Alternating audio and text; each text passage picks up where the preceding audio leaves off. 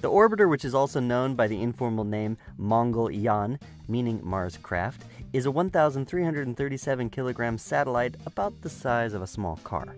The search for methane in the Martian atmosphere is probably the most significant part of the Mars orbiter mission. Martian methane has been detected by sensors on Earth, but NASA's robotic rover Curiosity has failed to find the gas during its time on the planet. The Indian spacecraft will also examine the rate of loss of atmospheric gases to outer space.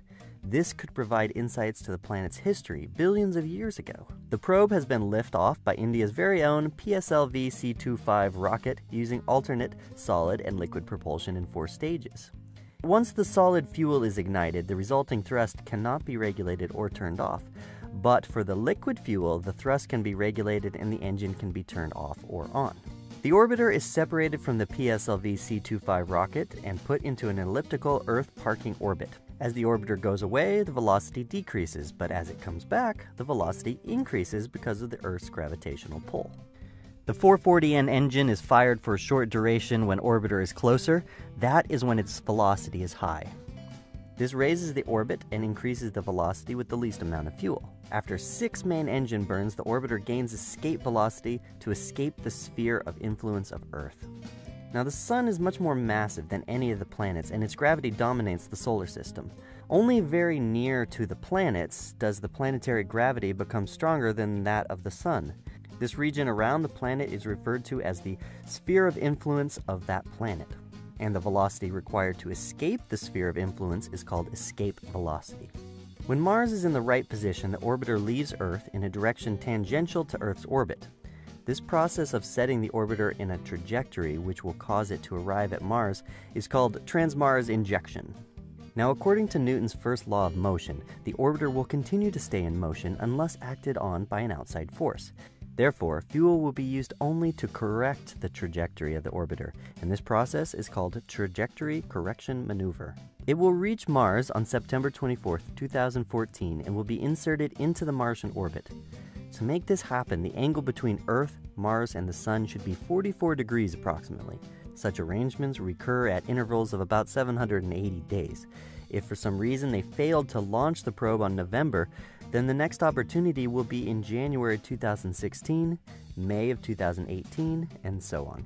The phenomenon used for detecting the speed of motorists on highways is the same as the one used to estimate the velocity of the orbiter. You see, radio waves are continuously sent out to the orbiter for communication with Earth. While orbiter is moving away from the Earth, each successive radio wave has to travel farther to reach the orbiter before being reflected and redetected back on Earth. As each wave has to move farther, the gap between each wave, the wavelength, increases. This change in wavelength is used to compute the velocity of the orbiter. This phenomenon is popularly known as the Doppler effect, in honor of the Austrian physicist Christian Doppler. To reach Mars, the orbiter follows a heliocentric path, meaning orbit around the Sun.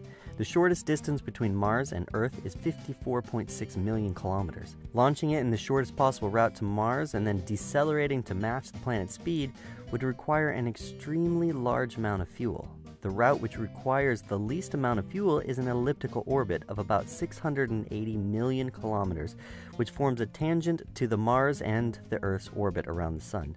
This kind of transfer is called a Hohmann transfer. The cost of this mission is 450 crore rupees. Considering the distance between Earth and Mars is 400 million kilometers at the farthest, the cost of Mongol-yan expedition is slightly over 11 rupees per kilometer. Or, as some may point out, cheaper than what auto rickshaws charge in Mumbai. Should India really be exploring Mars when 1/3 of the population of India, about 400 million people, live below the poverty line? Well, instead of answering this question, I would point out some interesting things. The budget of Bollywood movies is 25 to 75 crore rupees or more. PM's foreign trips since 2004 cost 640 crore rupees. The Sirdar Patel statue is estimated to cost 2,500 crores, and the Diwali firecrackers market is worth rupees 5,000 crores. In my opinion, exploring space is far more important than producing meaningless movies or building lifeless statues. And if you liked the video, please give it a thumbs up, and for more videos, hit the subscribe button. And if you have a topic or question for the next video, then leave it in the comments below, because that's how we roll. And of course, this video is in collaboration with Untamed Science. Those guys are awesome. Check out their channel for more cool science videos. Check out their channel. Hey. Oh, and this video, it's a collaboration between Untamed Science and me. Oh, and this... Oh, me. This is right. And this video is in collaboration with Untamed Science. Check out their channel for other cool science videos. Sweet.